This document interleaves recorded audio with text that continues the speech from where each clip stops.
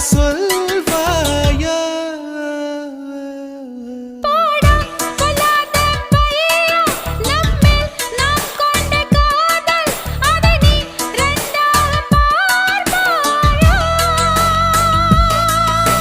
சுடிதார் அணிந்து வந்த சொர்க்கமே, என் மீது காதல் வந்தது எப்போது என்று கொஞ்சம் நீ சொல்வாயா?